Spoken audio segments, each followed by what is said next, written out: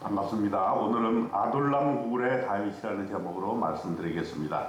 사무엘상 22장 1절에 그러므로 다윗이 그곳을 떠나 아둘람 굴로 도망하며 그의 형제와 아비의 온 집이 듣고 그리로 내려가서 그에게 이르렀고 환난당한 모든 자와 빚진 모든 자와 마음이 원통한 자가 다 그에게로 모였고 그는 그들의 우두머리가 되었는데 그와 함께 한 자가 400명가량이었더라. 이제 다윗이 아둘람 굴로 피신을 했습니다. 그런데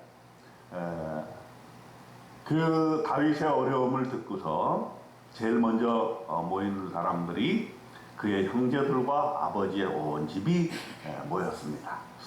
어려울 때 가족 친지가 가장 큰 도움이 되는 것이죠. 그러므로 저와 여러분은 가족의 귀중함, 하나님께서 나에게 주신 가족과 친지들을 항상 귀하게 여겨야 될 줄로 생각합니다. 그리고 또 누가 모였느냐? 다윗에게 모인 사람들이 환난당한 모든 자, 빚진 모든 자, 마음이 원통한 자가 다 그에게 모였고 그들의 우두머리가 되었다 했는데 400명가량이 모였다는 거예요. 다윗이 어려울 때 뭐 대단한 고위층들이나 또는 힘이 있는 자나 또는 재력이 있는 자 이런 사람들이 다윗의 곁에 모였던 것이 아니고 어려운 사람들이 모였어요.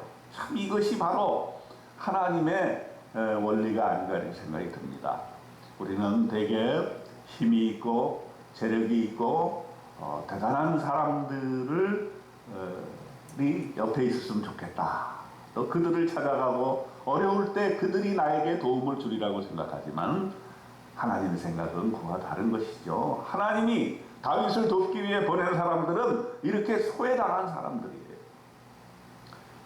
마치 예수님을 생각하게 합니다. 예수님께서는 이 땅에 소외되고 어렵고 가난하고 정말로 도움이 필요한 사람들을 찾아가 주셨고 그들의 친구가 되셨는데 다윗이 이렇게 아둘람굴에 도망하였을 때에 그를 돕기 위해서 찾아온 사람들은 정말 그 당시에 소외된 사람들이었던 것입니다. 그리고 이 사람들이 바로 다윗 왕국의 기초가 되는 사람들입니다.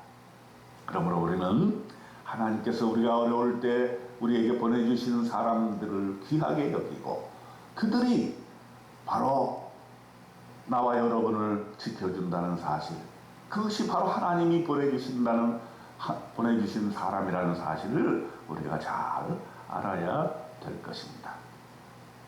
자, 이렇게 400명에 이르는 많은 사람들이 이제 다윗과 함께 하니까 그들의 존재가 더욱더 부각이 될 수가 있습니다. 그래서 다윗은 부모를 모시고 모압 왕에게로 나아갑니다. 그리고 하나님께 묻습니다. 하나님, 내가 어떻게 해야 됩니까? 하나님께서 나를 어떠한 방향으로 인도하실 것입니까? 하고 모압 왕에게 나아가서 생명을 좀 보호받기를 원했습니다. 그런데 선지자 갓이 다윗에게 말합니다. 너는 이 요새에 있지 말고 유다 땅으로 들어가야 된다. 아무리 생명이 위험하다 할지라도 앞으로 유다의 왕이 될 이 다윗이 아니겠습니까? 그래서 다윗이 그 선지자의 말을 듣고 헤레스 숲에 이르게 되었습니다. 자, 이렇게 다윗이 유다 땅으로 들어오게 되니까 사울이 이제 다윗을 노리게 되는 것이죠. 소문을 듣게 됩니다. 같이 있는 자들이 다 함께 모여서 숨어 있다는 것을 이제 듣게 되고, 이때 도액이 다윗에게 사울에게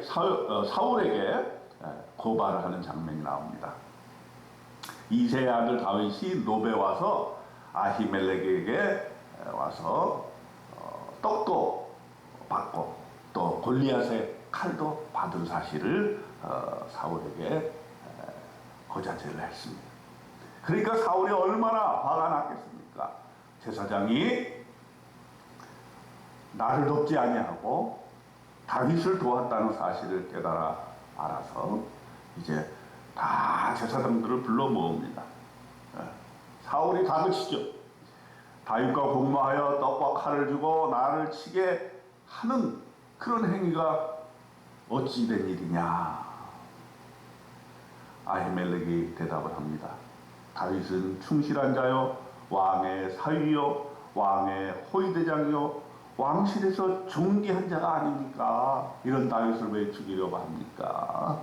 이렇게 제사장이 얘기를 하니까 이 말을 들은 다윗은 더 화가 났습니다. 아히멜렉과 제사장들을 죽이라 이렇게 명령을 내립니다. 나를 섬기지 아니하고 다윗과 협력하였다는 것이죠. 도망한 자 다윗을 도왔다는 것. 이것이 큰 죄목인 것입니다. 그런데 죽이라고 명령했지만 사울의 신하들은 너무너무 무서워서 제사장 죽이기를 싫어했습니다. 어떻게 하나님의 제사장을 죽일 수가 있겠습니까? 그러나 이때 도액에게 사울이 명해서 도액이 드디어 칼을 들고 세마포 에봇을 입은 제사장들 85명을 그 자리에서 죽이는 이러한 놀라운 사륙의 현장이 있게 되는 것입니다. 아히멜렉의 아들 중 하나가 피신하여서 다윗에게 도망을 했습니다. 이름은 아비아달이었습니다.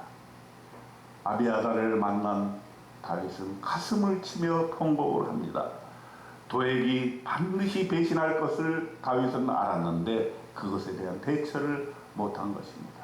그리고 그것이 나의 탓이라고 가슴을 치면서 후회하고 아비아달을 보호해 주는 장면이 바로 22장 마지막 장면인 것입니다. 22장에서 하나님께서 우리에게 주시고자 하는 메시지는 무엇입니까?